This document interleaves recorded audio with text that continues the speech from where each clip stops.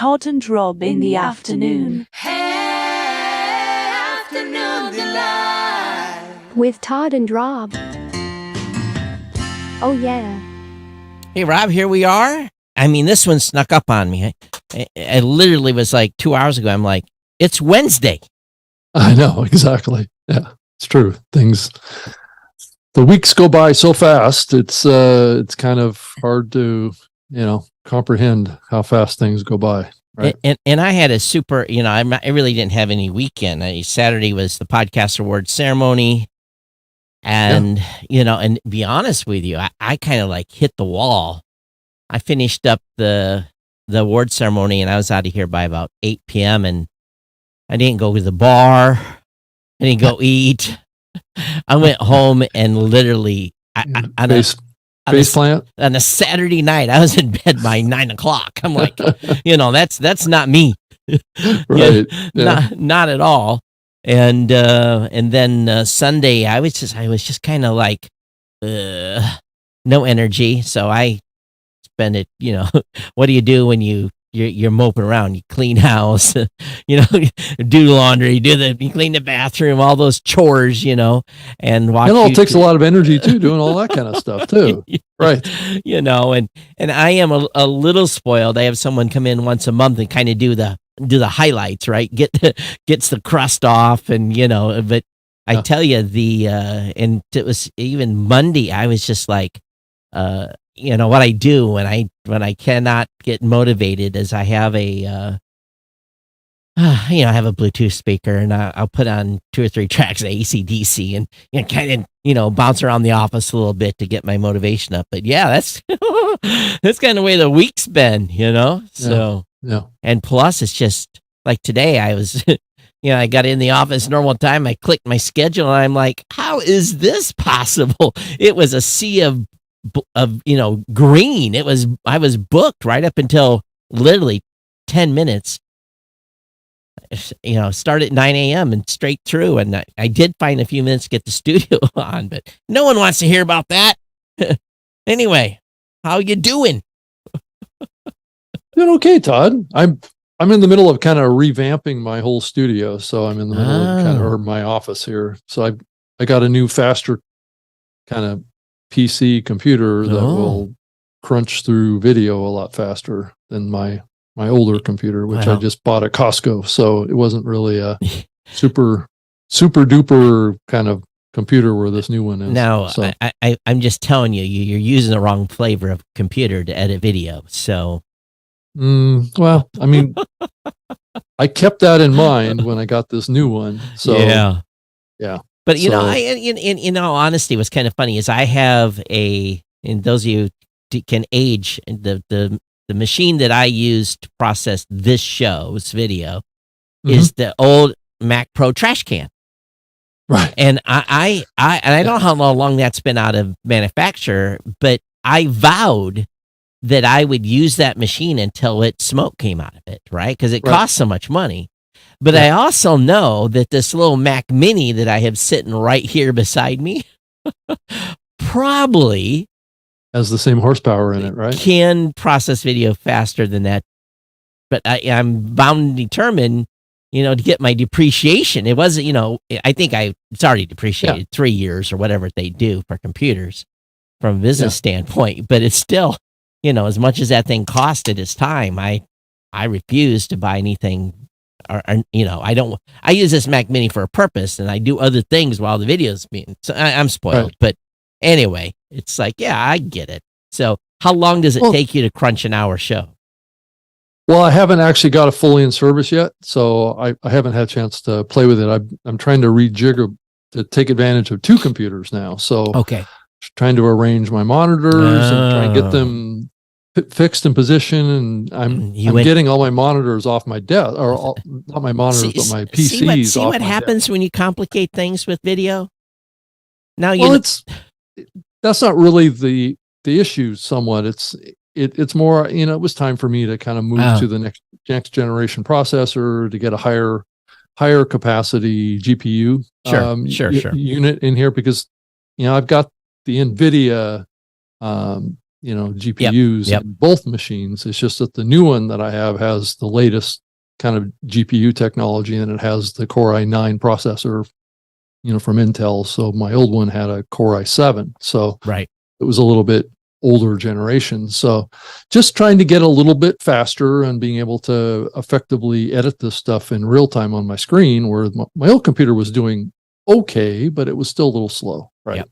So this new machine should crunch through content. And it's something that all content creators have to think about too, is that after a while, your computers that you're using for this, I mean, even if it's a Mac, I talked to a lot of people and watched a lot of videos, and yeah, everybody was saying about the M2 chip on the Apple platform is kind of like ideally built because it has the GPU and the CPU all on the same chip, right?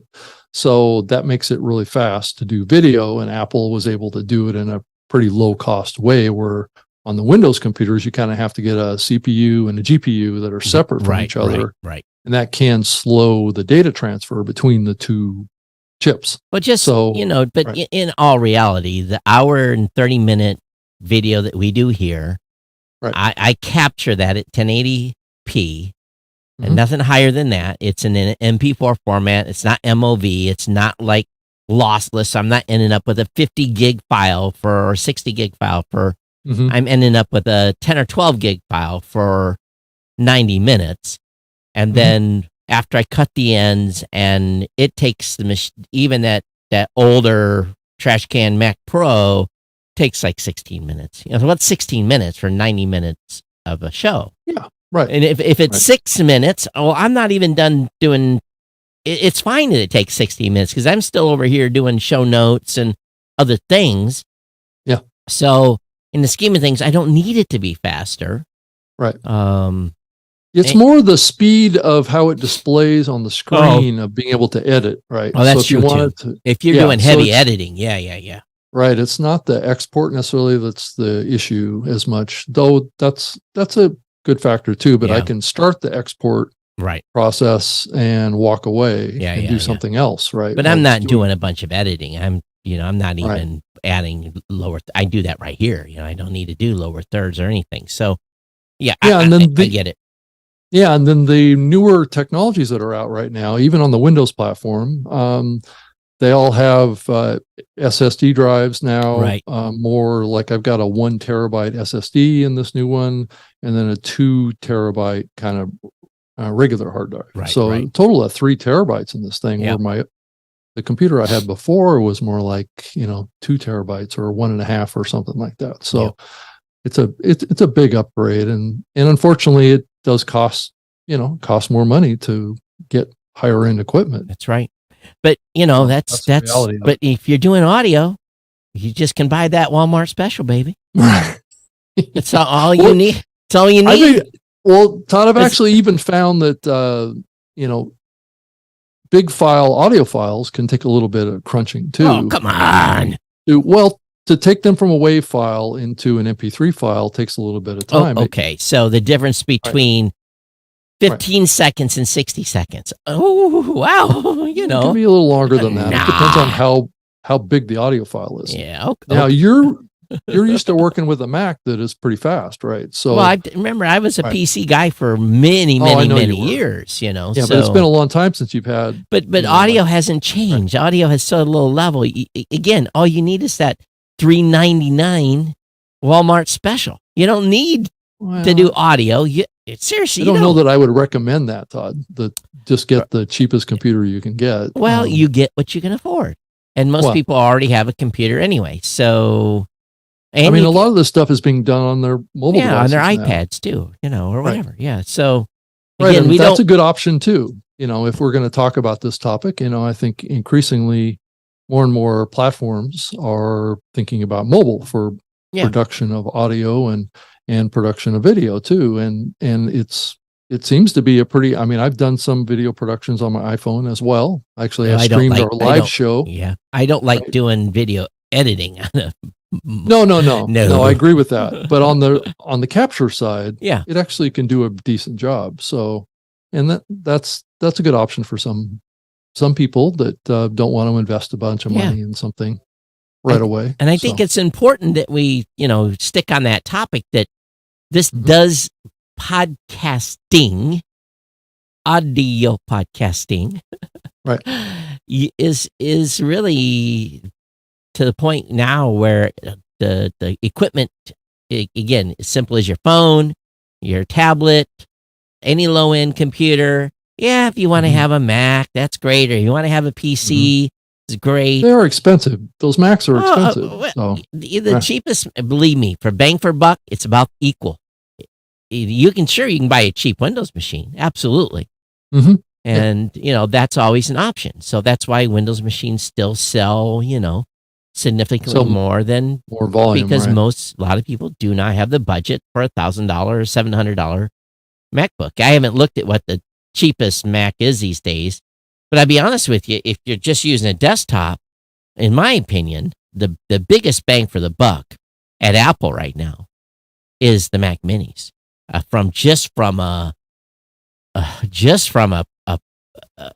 It's to me is really and you can get an entry level Mac Mini now for $600. So is that running the M2 chip that has that's an M2? Yep, the GPU on board. But if you go with let's see, what would be the cheapest? Probably MacBook Air is probably the cheapest laptop. And then you're $1,000. So you tend to be a little bit more limited on that and the amount of storage that you have on the. Now, if you get the Mac Air with the M2, what is the price on that?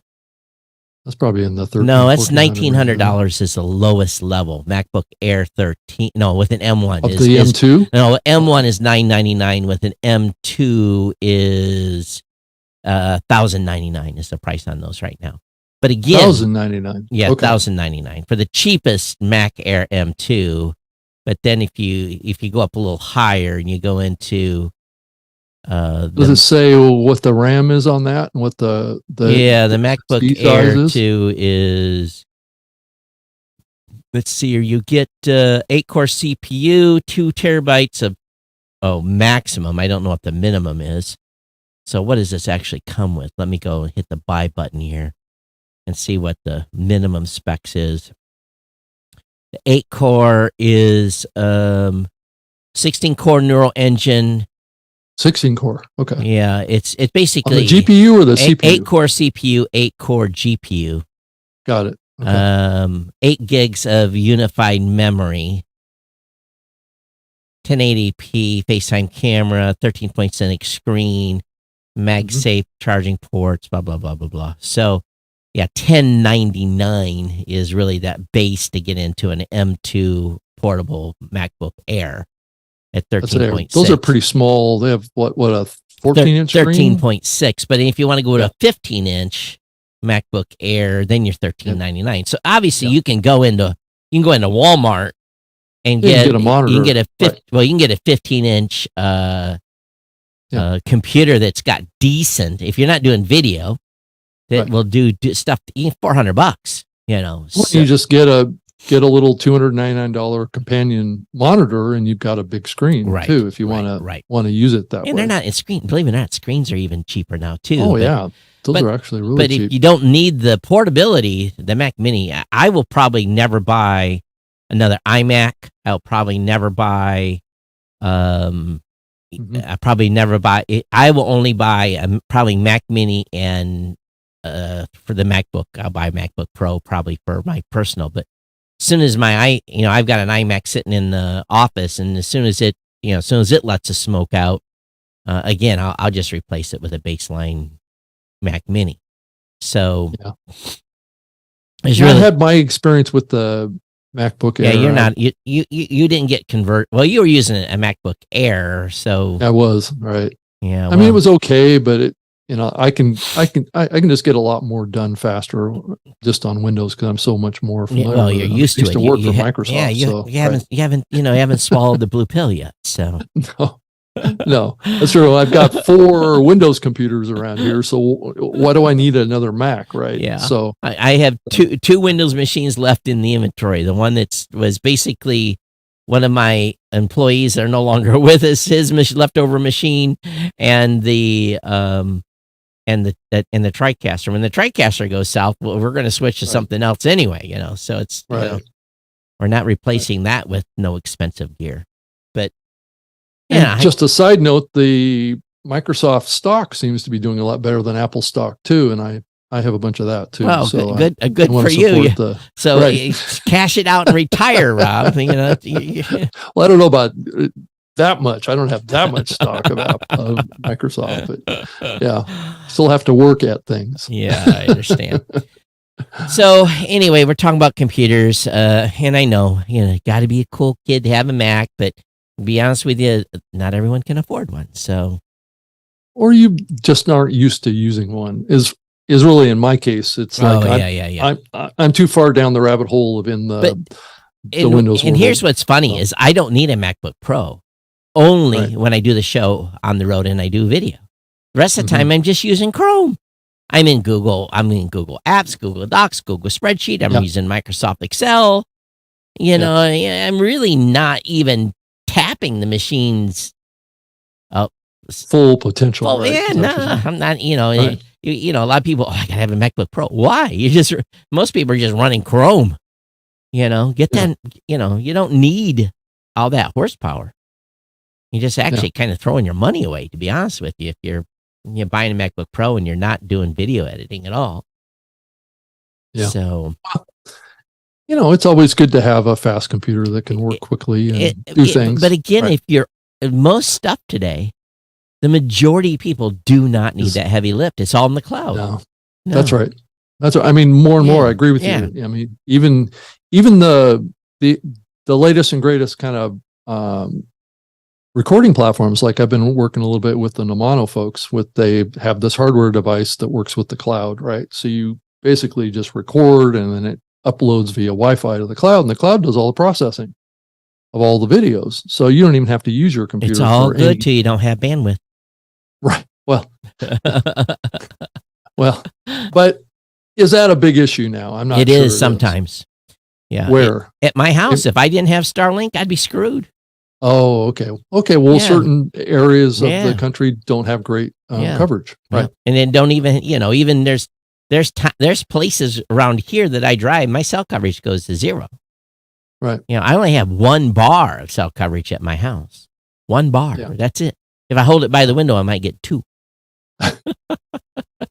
Wow, just scraping by. Right. Hey, I did want to make a mention, talk about the podcast words for a second. I do want to mention because there was a couple of things here that didn't, our influencer category this year really was pretty impressive. And I want to talk. I saw that. Want to talk folks in there. Yeah, I want to talk about the podcasters who voted for podcasters. Right. So the listeners, influencers are handwritten in by listeners. They actually have to handwrite in the entries, and so this year the podcaster influencer of the year, Adam Curry, Dave Jones, Podcasting 2.0, Alex Sanfilippo from Pod Pros, Dave Jackson from School of Podcasting, Joe Rogan Experience, and Kale Laurie and V Rivera from Baby Mama's No Drama. Now, what was interesting was I've had a heck of a time over the years. Well, the second year going through, because a podcaster indicates they're a podcaster when they're nominating or voting. And I have then from that, I pulled this data out the side. I had ChatGPT Code Interpreter build the list this year. Wow. From the voting. I said, look for similar names, similar show names, group them, top to bottom. And then I had to spill it out. It gave me a number. And then I went into the doc and ran my own. I backed up, especially the 1, 2, 3 was easy.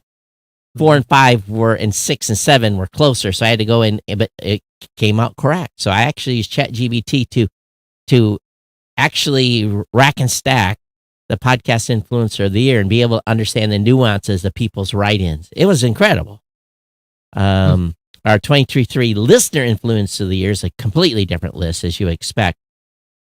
Christine Schaefer and M. Schultz from that, and that's why we drink. Derek Hartley and Romaine Patterson from Derek and Romaine podcast.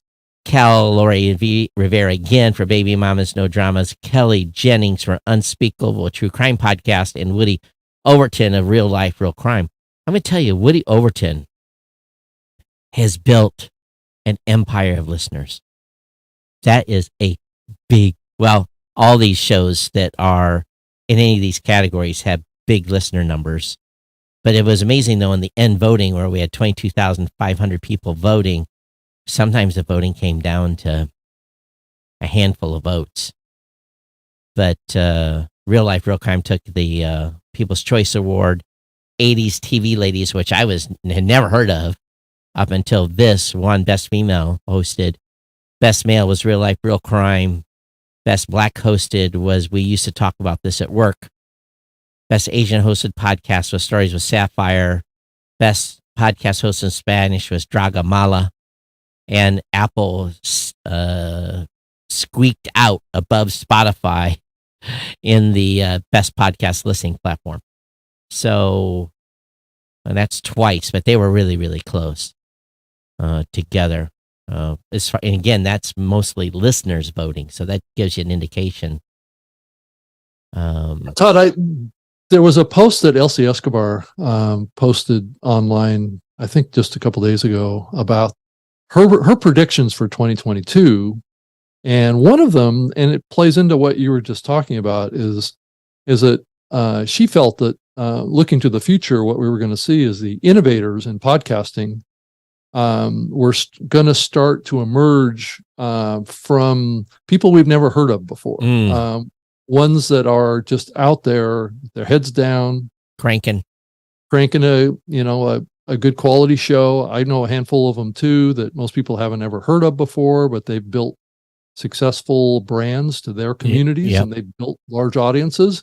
They're just not, out there doing presentations or speeches or actively involved in the community. They're not mentioned in pod news, or they're not, out there going to podcast conferences or anything like that oftentimes. But they're just doing their thing. They're building audiences, they're building revenue, they're being very successful, but most people don't know about them. Never heard of them.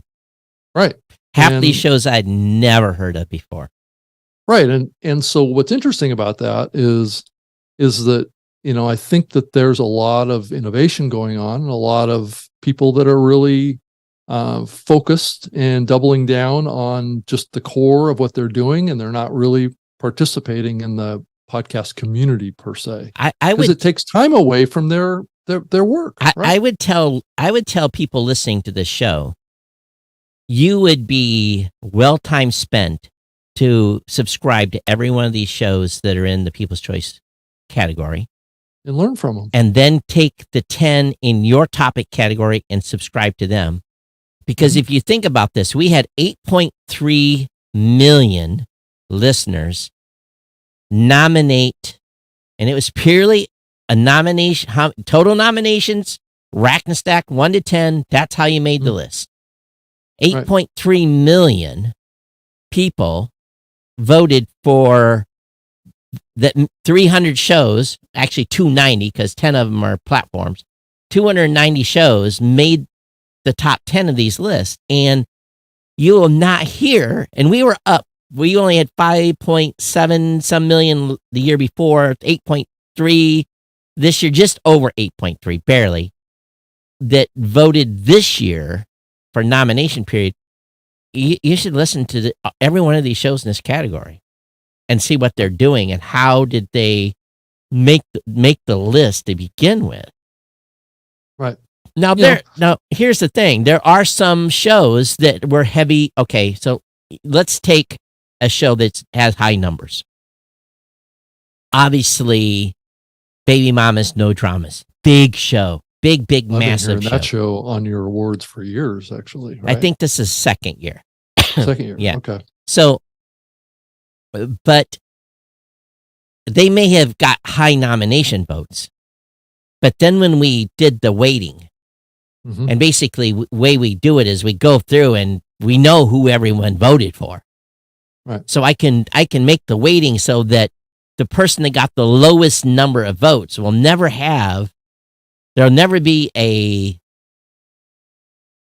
there'll never be enough listeners to make them win outright. They're in the voting pool. I guess that's the best way to say it. Or the top show will never have enough listeners to, so it's weighted so that we give everyone a fair shake at the end, big shows or small shows. And this may not be the best way to do it, but what it does is Baby Mama's No Drama did not win Best Female. They probably have the largest audience in that stack, I would suspect. But they didn't win.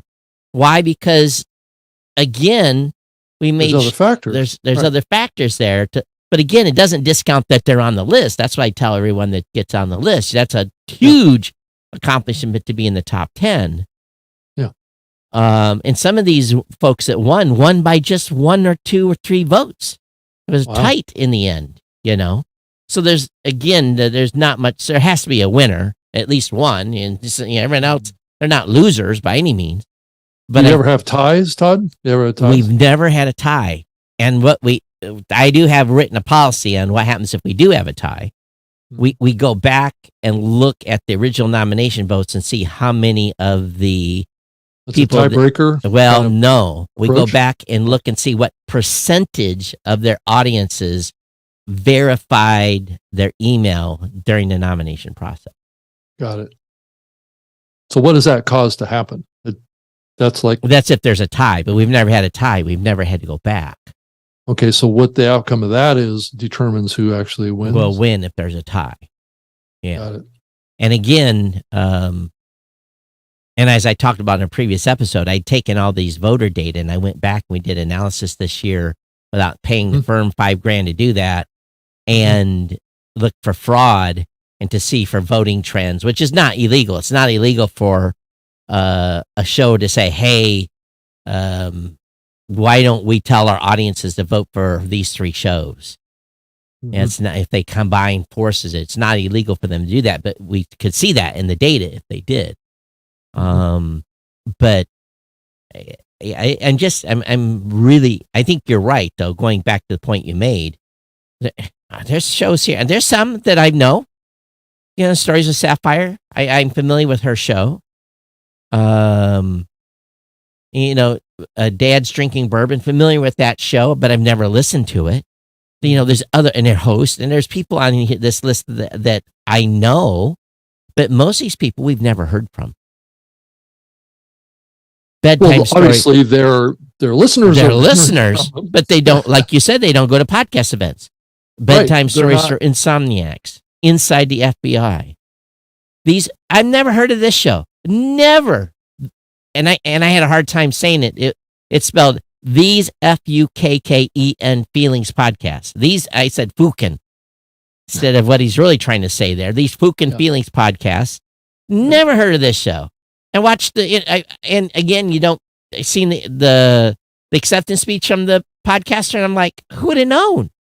Right. And by the way, I had the stats written down, so I tell you how it broke out for. And again, we don't have diversity quotas. Women shows won. All women shows won 15 categories. Men won 14 categories, and there was what I would consider a mixed show, 1. So it was either, so yeah, it was, the ladies edged out the men, I think, by 1, my final tally. Well, and that's what the population is too. There's slightly more women than men. But if you think about, and again, we don't put the thumb on scales here. We don't have a quota. And if you look at the breakdown now, as far as the podcast influencers, it was definitely heavy male. 1, 2, 3, 4 men to a female couple. Or not couple, excuse me, a female host and co-host. Whereas the listener influencer of the years were 1, 2, 3 women and 2 men-led shows. So the ladies won when the listeners were saying, hey, this is who we think are the influencers of the year. Whereas the podcasters were definitely heavy dominated by men. So to me, it's always fascinating to dig into this stuff.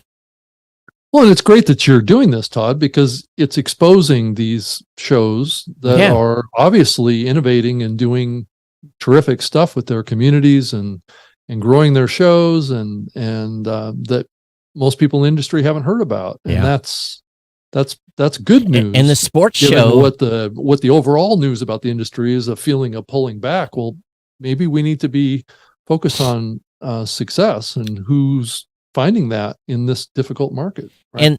And the sports show's been dominated by football shows for years. Well, this year it was football, but not U.S. football.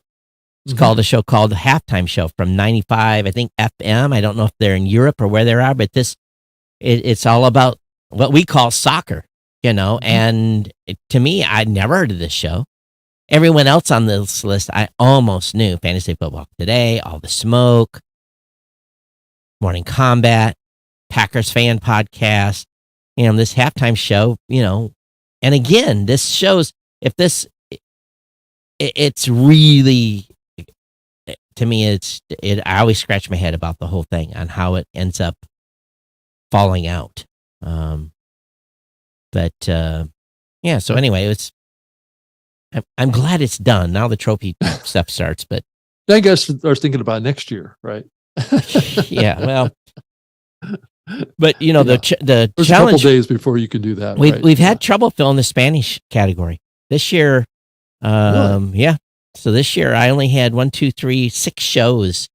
If you just registered a Spanish show, you made the final cut. Wow. So this one category we got to work on. Probably more outreach. Yeah. Because Todd, you've been saying for years that this isn't necessarily a Spanish language thing that I'm about to say, but it is talking about other languages, right? Yeah. And other podcasters around the world. But you've always said that, Brazil is doing amazing down there in South America. There's huge shows down there, and nobody in the industry ever hears about that. So it's just another example of, I think as an industry, we tend to be a little myopic about who's doing what and where, and who's finding success and who isn't. And I know James Cridland does a terrific job of exposing things on a global scale. But obviously, what this topic is that we're talking about is that there's success that's slipping through the cracks. Yeah, right? absolutely. And not getting the attention maybe that they deserve to be given, and a terrific example for others to say, well, maybe podcasting is a great way to go, and maybe the example that these shows are setting is something that is something maybe we should all be taking a double take at. And I will say that I should look, but I think 90% of the winners have their own website. So makes sense. But I'll let you all dig through it and tear my, have fun sending. First year so far, no hate email. There's usually one or two. That's pretty awesome. So that means that you've dialed this in, right? Because there has been years before where there's been, you faced a lot of tough times. quite a beating, right. Right. So you knock on wood here, and I'm sure something will come through. But it's a curious time in podcasting. To be honest with you, I really haven't come up from air since last Thursday. So what is happening in the podcasting space? There's something that I need to pay attention. I think I read pod news, and that's about all I do. I don't have time really to look at too much more. Yeah, that's where a lot of it comes out of. It comes out of the Sounds Profitable stuff. It also comes out of just what the discussions are in Facebook and Twitter and those platforms too. But I think that the thing that came out here most recently is I guess Canada's decided to pull in podcasts into regulating media up in that country. And if you make more than $10 million a year, I think. Right. I wouldn't get too excited about this. No, it's really written. The law is really written for online streaming services. Now, granted, certainly, like a Spotify could qualify for this, and increasingly we've seen the platforms kind of shift more to this streaming ideology behind them. But it just depends on whether or not the government's going to view those, if they're going to draw a distinction between downloads and streaming or not. I don't know that they're going to, but it's an interesting thing. It was just really kind of a sign of, the others are saying that it's a sign of censorship and things like that and control of media that's coming down in Canada. But I don't know that that's 100% clear kind of yet. But, as long as the government is getting involved in media and trying to license media providers and have some new laws and rules around the content that's in those, there's some areas of concern there. Yeah. Is there any thoughts that you have on all this, Todd? It's just not as big a deal. Everyone thinks it's a big deal because that's my, Right. People have been messaging me on Twitter on X and Facebook and, Right. and, I'm like,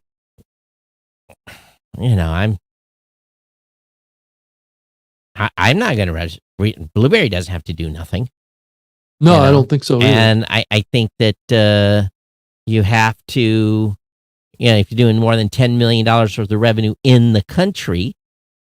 So, that's in Canadian currency, right? Right. It's like 7.3 in US dollars. So if you're doing more than $7.3 million, then get your lawyer on the phone and see if you need to register or hire legal counsel up there and see what you need to do.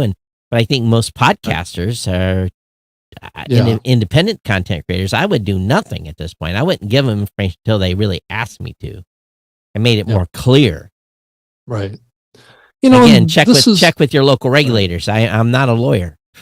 This is so indicative of government too, because they put these laws out there that are kind of like they think they're capturing everything, but they're actually not, because they don't understand what they're doing typically. So this is just another example. I mean, I think we've seen similar things happen with the FCC and things like that with trying to regulate media to some degree, and they've just completely missed the boat when it comes to online media on how to define it and how to talk about it. And maybe that's a good thing, Todd. Yeah, that they misunderstand all this. So it is what it is. Yeah. By the way, I don't know if you're ready to announce yet, but I hear you're going to have a podcast 2.0 fully capable show here soon. Yeah, I'm going to be doing a live show for it's under my own name and my own brand, but on the StreamYard channels. I'll be doing a kind of a call-in live show, guest type of program starting next week. Live show. Wow, you're going to not call in live, but it's more like comments and stuff that comes through the StreamYard platform, right? So when you do a live show on StreamYard, I can pull in comments from Facebook and LinkedIn and right and YouTube into the show. I see that I see that in Restream as well, but I only pay attention to where most channel information comes from anyway. Right. So that's something I'm going to be working on. It's a weekly program, so it'll be something that will happen on a weekly basis. So. But the most important thing, it'll be lit in live, right? Yeah, I'm planning on.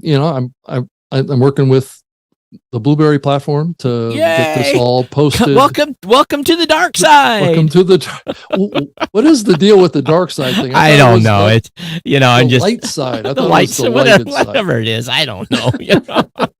You've been with all those other platforms. So find time. You finally come over and use some great tools. Well, I've always had the WordPress plugin, the PodPress plugin on my blog. I just haven't really taken advantage of it too much yet. So, but that's kind of a separate project off my own blog. Well, now you're going to figure out how easy it is to publish a show from your own WordPress website. Well, eventually, that's not the first project. The first project is to get this new show done that's going to be live on all of the live platforms, as well as a audio and video podcast. Yay! Is the idea. Right. So it'll be RSS for video, RSS for audio. Nice. So nice. that's the idea. So So anyway, it's and you can it feels like a throwback to an earlier era, Todd. And you can now stop now. Don't no it's no throwback. You're in modern times. I know I'm in modern times, but I feel like I'm doing something retro to the past somehow. I don't know why. I mean, that's what this show's been doing this for forever. 10, 12 years now. So yeah. I think in some people's minds, podcasting is just audio, right? Of course, So then no one that listens to this show knows. Everyone that listens to this show knows it's both. And actually, right now, we're just a live stream on YouTube and on Facebook and on Instagram and on LinkedIn and yeah. So it's not a podcast right now, is it, Todd? Is that no, what you're saying? And we're streaming to your YouTube and wherever else. Yeah. So that's the example I'm trying to set with this new show is how to take advantage of the latest technology. And I obviously thought that Blueberry was a good place to go to take advantage of the podcasting 2.0 stuff. So, and I wanted to have that as part of this experience. I had gotten an interesting email from LinkedIn because let me see if I can find it. It's not I've got way too many emails going here. See if I can find it. Basically, it was like, oh, we see that you publish some live stuff on LinkedIn and and you can raise your. It was all this thing. It was like like dressing me like it was obviously a generated email that made it look like it was coming from somebody important. But I'm just like, okay, thank you for your for your noticing. Yeah, it was kind of funny, but I can't find it now. It's buried. I might have deleted it. So I was trying to look at some of the other more recent news, and I came across this article. I mean, if you're subscribing to Pod News, you're probably seeing this stuff too, but AI is still infiltrating, right? And getting integrated into more platforms. And so we're seeing this movement with the Resound folks. Yeah. They added 5 new AI powered editing features. So I do think when Descript actually did the acquisition of Squadcast and then the growth of Descript, I think they kind of triggered something. Maybe. And I think we're going to see a lot more AI integration into platforms. Absolutely. Going forward. Right. What's funny is I went to that event in Phoenix and I had a call today with somebody and from that event that you met from that event. Yeah. Right. And very influential, high profile AI person. And, I just, he offered a free 30-minute consult. And I walked him through what our plans were and what we were doing. And he's shaking his head, yes, all the time. And And then I said, we're looking at some other stuff. And I said, I'm looking for the next big idea. And we had a little conversation. Yeah. And, I found something. Yeah, there's stuff coming. I know. No. I came up with an idea. Oh, a new idea. A new idea that no one else is doing, and it was worth the full 30 minutes of that phone call because it's always interesting to get different perspectives outside of someone that knows nothing about podcasting. Right. And they said, well, how about this? And I can't take credit for it. And I was like, oh, and we have a channel in our Slack group that is called Idea Farm. And I'm typing away after the call, and I'm like, what do you guys think of this? And it's like everyone was like, ding, ding, ding, ding, ding, ding, ding, ding. It's like 100 stars, within a, So there is lots of cool things that can be done if we sit and think about it long enough and change our perspective. Yeah. Of the potentials that are out there, things that we could never do. This is, basically, there's some things you just can't. There's not enough hours in a day. You can't. Sure, you can hire people. Maybe hire 50 people, and then if you have enough manpower, you can throw at it. But some stuff is just, you don't need manpower anymore. You just have an AI do it, and yeah, that's certainly true. And I think that there's a lot of good ideas. I know I'm working with a partner that's out on the West Coast, Robert Scoble, and he's got a database of 3,800 AI startups. That's crazy. And so you start looking at, all the new ideas that are starting to bubble around AI right now in startups and integrations and new platforms that are being formed that are going to take advantage of new, smaller, language models, or, trying to integrate more with media too. So we're starting to see that happen increasingly as well. And so it's going to be interesting to see what's going to happen over the next 6 months to a year, especially as GPT gets this new upgrade that it has, and how people are going to be using that probably quite a bit differently than they have been. And then you start looking at Bard with Google and Bing, that they're already integrating in with search results, which is also creating a whole nother dynamic to AI search results too. And I think, go ahead. And I think we have to be careful. I read this thing from Resound about mix and master, detect filler sounds, trim audio, detect long silences. It's a lot like Descript. It is, but at you have to be careful on these tools too. Yeah. If you're going to have one of these tools do this automatically, you have to listen to the whole episode. Again, you have to listen to every second of that episode, because I continue to hear stuff coming from other platforms that sounds horrible, sounds artificial, sounds overprocessed. It's So I think it can go too far, especially on the detecting and deleting long silences. I think you have to be careful with that. If you set that number too low, it'll delete too much. So it needs to be. I think most of them default to anything over 3 seconds.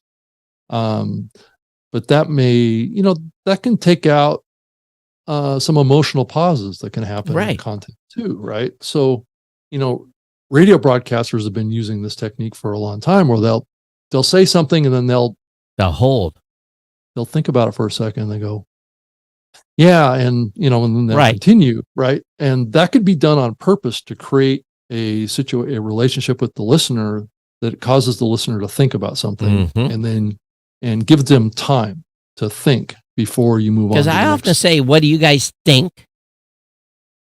Right. It gives people time to process. Right. And I usually follow that with, let me know what you think. Send me, I'll follow that up with, here's how to reach me. It's just, I don't want us to become over dependent on any of this stuff. And then also the other tool that I've been playing around with too is to detect the filler words. Oftentimes you can select what filler words that you want to remove. Right. So I think the default for Descript is I think they have 47 filler words. Really? Which is a lot. That's a lot. Yeah. So just when I said, right, that could be immediately pulled out of the content. Right. And it also creates a situation because it also edits video the same way, simultaneously. And it can cause these kind of jerky motions in the video. So if you're going to edit video like that and audio simultaneously, you kind of have to be a little bit more still, which maybe not create the best kind of engaging viewing experience for your video too. Well, if you watch the podcast awards closely, there is one jerk.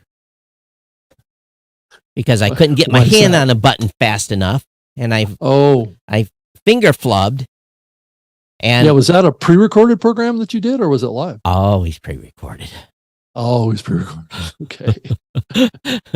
Because if you do it live, you don't have these options. Because that there was a beep. It would have required the beep word because I mashed the wrong button and changed all the screen up and would have revealed someone I shouldn't have revealed early. And because you got to click carefully between screens because you go from nominee to winner. And if you click the button accidentally and hit the wrong thing, you just screw the whole. I did that. I used to do it live until I goofed up one year. Right. So, that's why I was so tired Saturday, because I come in early on Saturday. I have all the prep done, and then I sit down fresh Saturday morning and pre-record for Saturday night. So, interesting. Yeah. So there was one place where I had to cut 7 seconds. But that's all the editing that you did, or that's just 7 seconds, 7 seconds and 70 minutes. That's all I had to chop. Well, that's not bad. Not bad. It's all that training you've done from doing all this live stuff. It probably could be better if I had a teleprompter here. I probably could have done a lot better on the intro because I missed a couple of things. So, and Adam Curry did a 3-minute spot for me on Podcasting 2.0. We did that during the episode. And by the way, he was out at and actually I would have Spark. I would have been at Spark, but it conflicted. She'd asked me to come out, but he was recognized with a Lifetime Achievement Award at Spark Media Conference. I saw that. Yeah. And they also gave out a number of awards for other Christian podcasts. So, but and I saw that Dave Jackson was there, and it sounds like they all had a great time. That's a great fun event. Everyone's super nice and super helpful, and and it is. It's just it's a segment of podcasting that have a part of that group have started to feel unwelcome at some events. So they have a place to go where they're not gonna have to filter, I guess for better words, anything they say. So yeah. So I did see the disclosure that Lipson's AdvertiseCast put out unveiling September 2023 podcast ad rates. I thought it was interesting. It appears to have gone up 3.8% month on month. So that doesn't speak to the amount of deals coming through. All it says is that the average CPM model or the average CPM dollars went up a little bit. But there was another layoff. Someone laid off 13% or something like that last week, wasn't there? Like Gordon Maxwell or somebody like that. I think was it his group or? I'm drawing a blank on it right this minute. Yeah, but there was there was another layoff.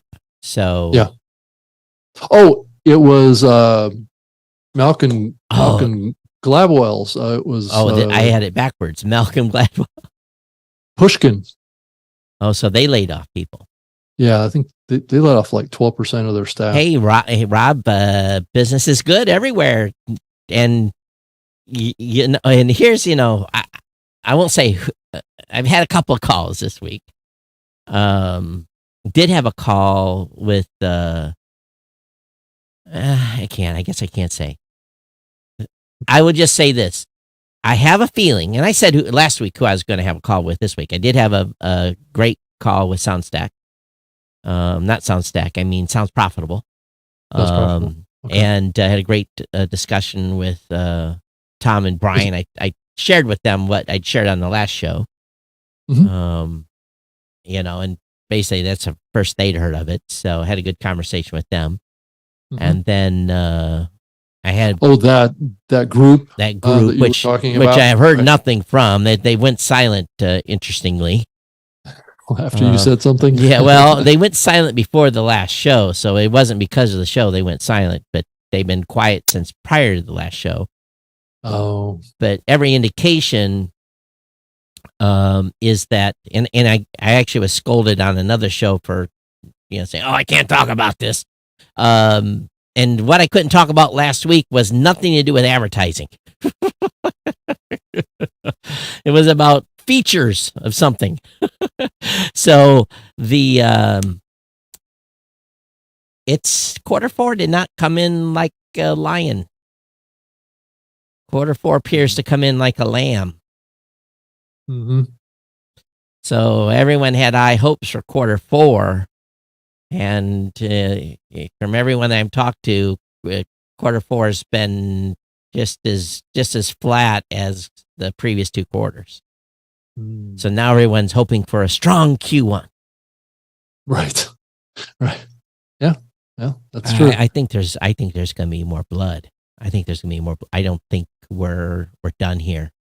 Right. I think there's a lot of talk that we're going to fall into another recession. Well, I don't know about here between now and the first quarter. I think the average consumer already is strapped. Oh yeah. With everything that's happened. And don't wreck your car, ladies and gentlemen. Do not wreck your vehicle. Right. Because if you have to go get a new car right now, you're going to be paying 6% on that car loan. Right. So don't wreck your car. That's holding back the whole economy on all these loan rates that are so high. And people are not acquiring things. Well, but people like my parents, they bought homes when they're paying 12 or 13% on their home loans. So, the scoff. But the prices of the homes were a lot lower. Well, that's absolutely true. As a percentage of the income, too. But they weren't making as much money. So if they were, if they had to buy a $80,000 home 40 years ago, they were making the equivalent of less money too. So it was still a big number.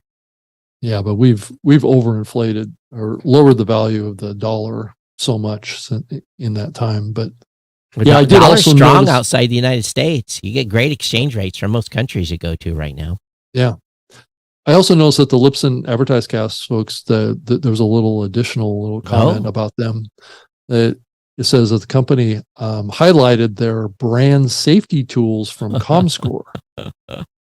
So I thought that was a little bit of a tidbit. I didn't realize that. I didn't know that ComScore was actually into brand safety and podcasting. Did you? I may have known that. I may have heard that. So that's a very competitive market right now. You got Sounder, you got Barometer, you got ComScore. I think there's a couple other companies that are into the brand safety and suitability evaluation processes these days. You want to talk following like a rock? Check this chart out. Oh, podcast one. $1.77, wow. Baby. That's a cliff right there, isn't That it? is a cliff. Let's look at the 5. Look at that's the 5-day. Wow. They haven't even been on 1 month. Look at that collapse. Oh my goodness. $1.77. Now the question is, here it is. And this to me might be an opportunity at some point. So the question is, how low will it go? How low will it go? Well, is this indicative of the overall stock market? Is it that we're going to go this direction? I don't know, but again, I've told before that I played the pump and dump thing that was happening at Libsyn when their previous CEO. I think you did that too, right? And I made quite a bit of money doing that. Well, Brad's no longer the CEO of Libsyn, so right. I know, but again, no, we're talking about the guy way before. I know. Chris, right. So and again, I'm not accusing any of the current company people doing it. Well, it's not even listed. It's not even pink sheets right now. But here's $1.78. I'm thinking, they're doing that company, they've got some talent over there. And when should we buy this? That's the question. $1.70. I might buy $1,000 worth if it gets low enough. The question is, Rob, where should the line be? And we are not stock analysts. We know nothing. Right. What I'm saying here isn't a qualifying for crap. If you buy it, you're going to lose money. I'm just telling you. Right. I think it depends on what you think the market's going to do on the advertising market. I think it's going to go down. So that means it's going to go down more. But the thing is, this was probably already overpriced because they were planning on 8. It's almost down, some maybe $1. If it gets to $1.25, maybe I'll jump in and buy a little bit. But then I could lose my shirt, right? But if it's only podcast one is in its value is very dependent on the advertising market. So it's completely independent. that is almost like a gauge for what's going on in the advertising market. But it's getting low enough here that it would almost be safe to roll. You may not get much return. You only buy $1,000 worth. What if it goes to $3 and you double your money? That's it. But it might be worth. If it gets $1.25, I might jump in there and get my Edward Jones account and do a buy on 1,000 shares or something. So would you feel better if Podcast One was IAB certified? Well, if I own the stock, I want them to triple, quadruple, quadruple count. Right. But if they're not certified, they're free to have higher numbers, right? Yeah, I'm just joking. So anyway, it's an interesting kind of boundary there. Yeah. Right. So, but it is interesting that it's $1.70, $1.78. Yeah. That's huge. And it was announced that the Podcast One's going to translate its podcasts into Spanish. Oh, well, that might help a couple of pennies. I put it up to 180 or something, right? But it's buying this just just buying it yesterday, and you've already lost. This is horrible. Since Monday, it's down 20 cents for a stock that's $1.78 right now. That's huge. It's a huge drop. Mm-hmm. So yeah. So go ahead and finish your thought. So what do you all think? When should we all grab a little? I'll spend $10 on it, Todd. No. Okay, come on. Speaking the guy that owns Tesla and Microsoft stock, and you might be able to risk a little more. Again, it's all it is it's like if you gamble in Las Vegas, if you step up to the crap table, if you're playing crap table, if you step up to the crap table, you could have $70 or $80 on the table every roll. So this is a 10 roll. And and your chances of hitting a crap in 10 rolls is pretty high, but you might hit your number. You might. So it's probably no worse. It depends on what your expectation of a return on investment on this is. Is it 1,000 multiple or is it 100% multiple? No, we'll be lucky if this gets back to 3 or 4 in a couple of years. Right. I think that's more more reasonable expectation. You might be lucky to get to 3 or 4 in a couple of years. So you might double or triple your money. So is it worth if you put $1,000 into it, or you buy 1,000 shares, let's say $1,800 worth of shares, and you double your money in a couple of years, that's not bad for a little small roll of the dice. Yeah. But again, true. It might go to 23 cents. Right. And get delisted, and become worth toilet paper. So. Right. Todd, did you hear that YouTube Music is adding auto downloads for podcasts? I thought they already had auto downloads for music. I think it's also for video too. Oh, okay. Well. But it's not like, I think their definition of what auto download is different than all of our perceptions of it. It's not like downloading really to your device necessarily. Yeah. It's being encrypted and stored for, I think it is. Encrypted? I think it would be. Wow. Well, I would think it would be protected, right? It's not like the old days when you would download an episode of a podcast and it was visible. You could transfer it to a new device or whatever. I believe that this would be an encrypted storage thing for offline playback, I guess. Right. So, and what else? What else has come out as of late? So, given the thought that I know you wanted to switch topics, maybe I made you uncomfortable here on the pod. No, it's fine.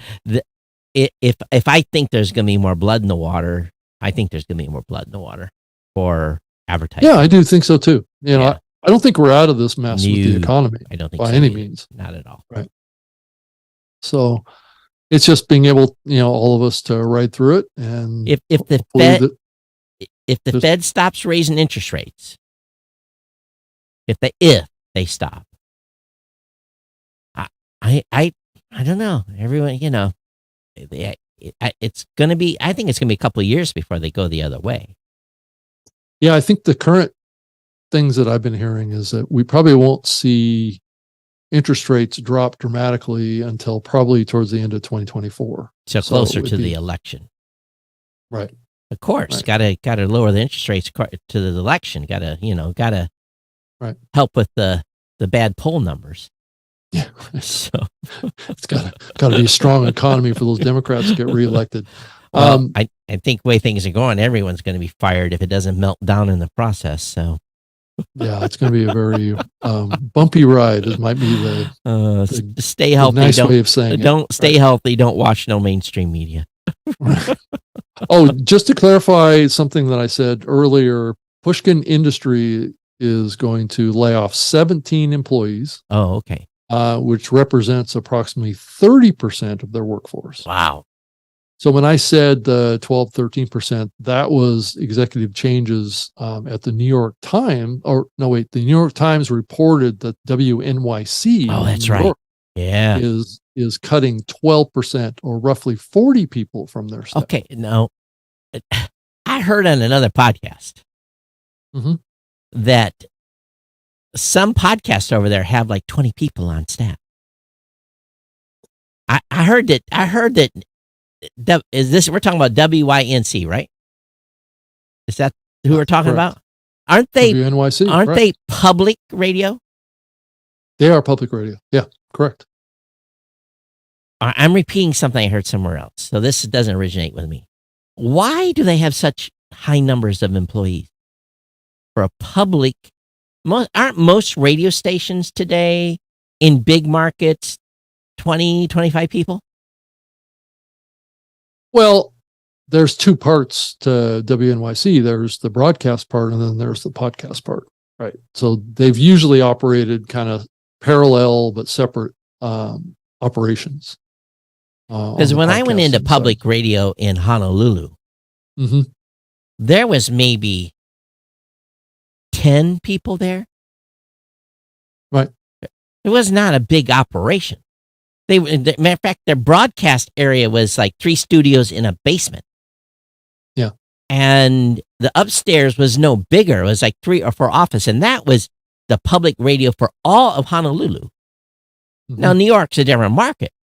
Yeah. But why do you need these, it sounds to me, and again, don't they get their funding from grants and donations? And I just don't understand why these numbers fundraising I don't know why these numbers are so big. That's because of pullback on sponsorships. Well, sponsorships. It's not underwriting, sponsorship. Well, underwriting and sponsorships probably, they kind of ride along together. But how can a podcast have 20 people on it? That to me just blows me away. Yeah. I guess it depends on the budget of the podcast, how big it is. So everyone, how popular, right. So some of you that are out there that has successful shows, how many people do you guys have in your team? Rob and I are a team of 2. And guess what we get paid in? We get paid in donations and Satoshis. Now let me look here. What has come in today from a Satoshi standpoint? 1,701 sats from Mike Dell. Dark side boost for Rob. What else? Yeah. Oh, that's all boost we've got today. So we got 50 cents so far. Rob splits a quarter each today. We can each get a bubble gum, Todd. You can't get bubble gum for a quarter. You might get one of those one small pieces of. That was that big round one. Oh, maybe get out of that machine. Maybe you can. We are getting the jawbreaker. We are getting some pod fans payments that are coming in. At 17, 25, 40. We are getting some pod fans.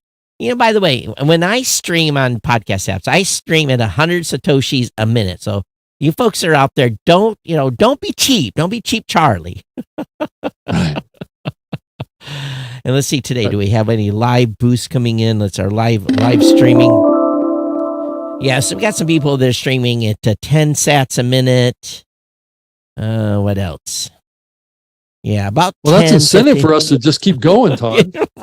So let's do a 3-hour podcast. Yeah, Todd. so that, it at 10 sats a minute, 100 sats every 10 minutes, every 100 minutes, 1,000. Yeah, we make a quarter in 1,000 minutes. I really like that model. It's like it pays off to go along. Just keep talking Right, and just talk keep for going. 24 hours. We have enough for a hamburger, right? Right. It's the thought that counts, doggone it. Yeah. Well, you never know. Someday that may be, a significant revenue source. I mean, you think about what could happen to Bitcoin. Well, on a per share basis. Overall, at Blueberry, we've had shows earn $10,000 in sats since we started doing this. So that's a grand total for all shows that have implemented. And I'll have to go back and look how many shows have implemented. So some shows get bigger numbers than others.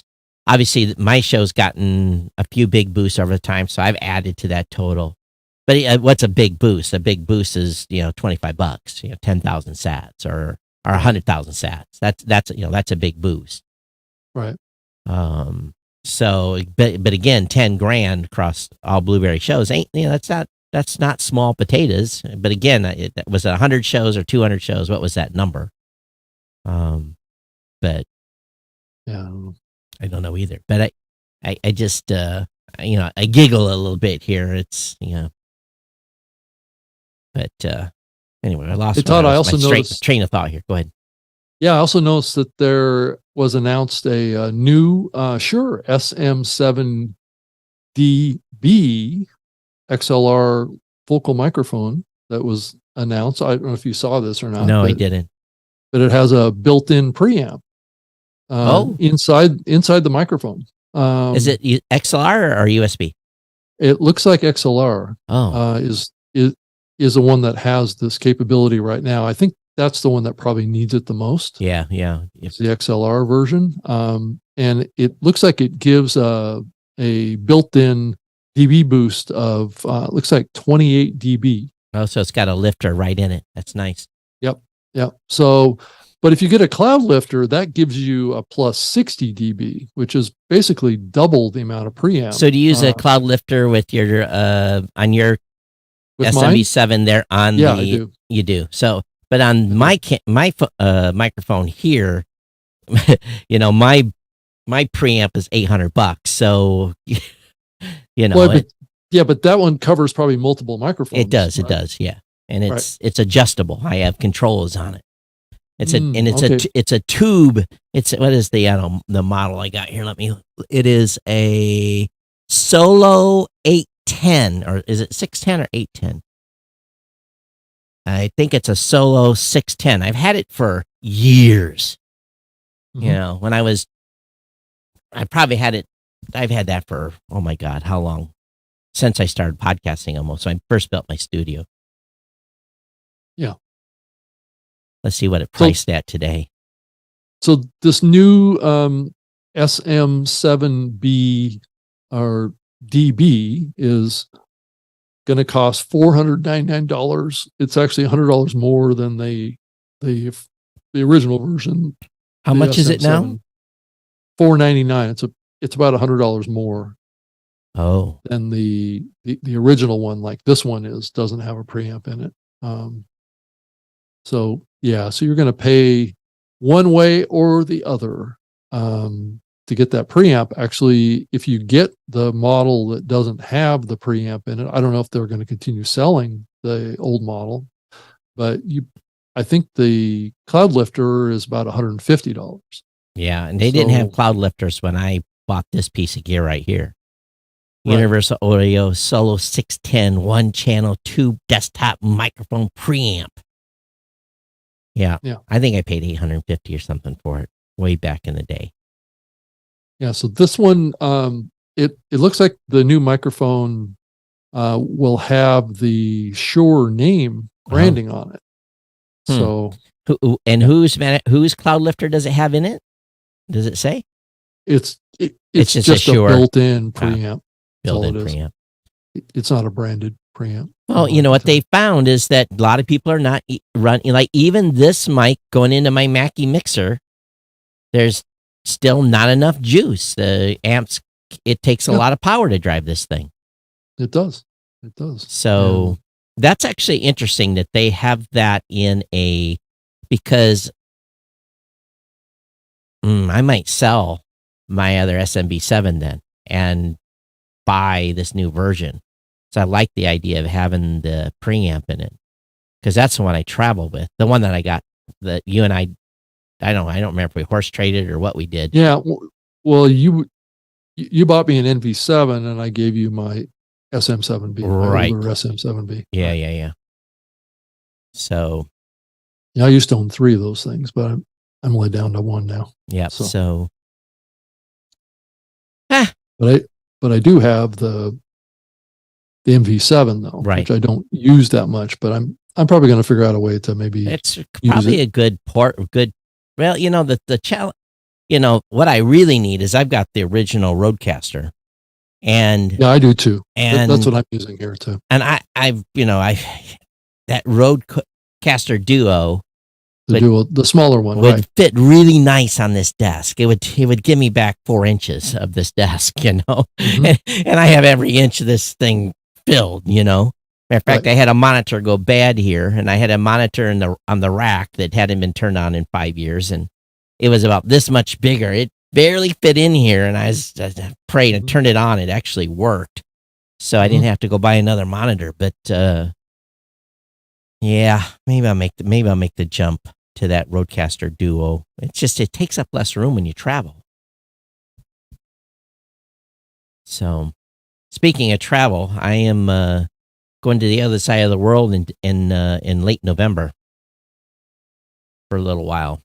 So yeah, you told me that. Yeah. So I'll be doing the show. We're going to be shifting the show's hours, because I'm going to be 13 hours offset from you.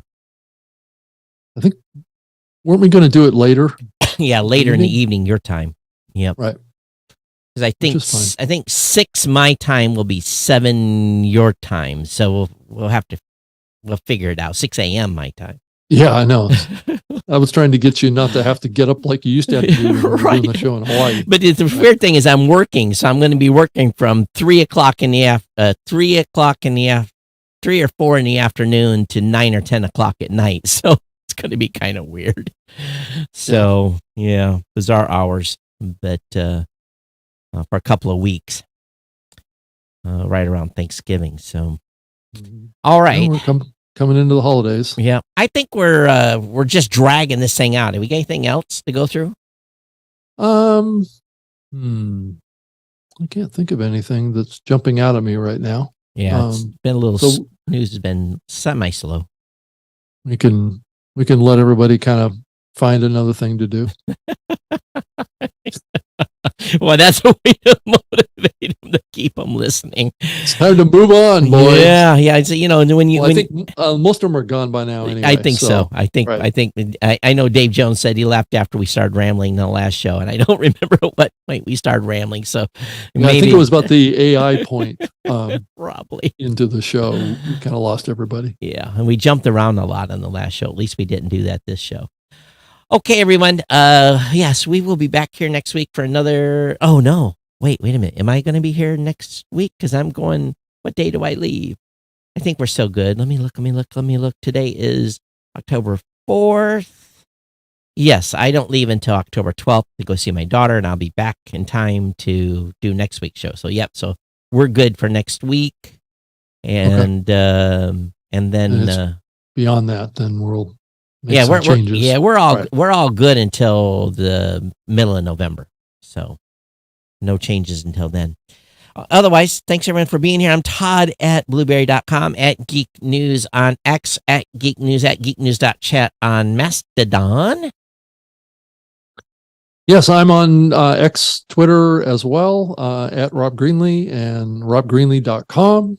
I am kind of posting articles to that blog, trying to keep them updated, and I've updated that website. So trying to do that. And then I'm sure you'll hear from me as I roll out this new show coming up next week on the StreamYard channels.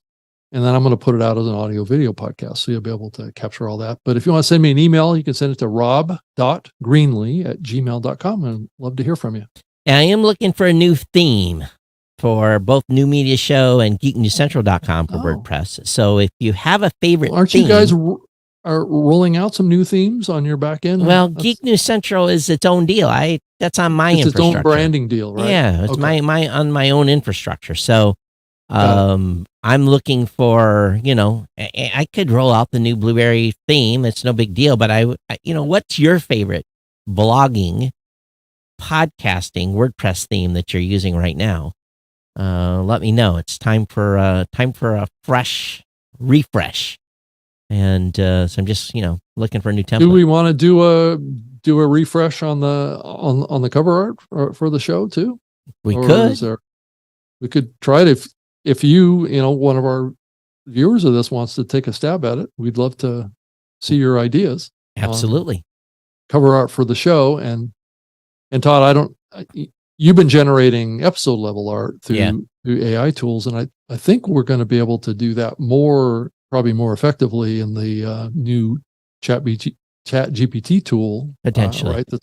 That's coming up with the integration of DALL-E. So yeah, because what happens is that we get analysis of this show, and it suggests to me, and it's always like show Google and Apple, or it tells me like things that the image generators are not good at.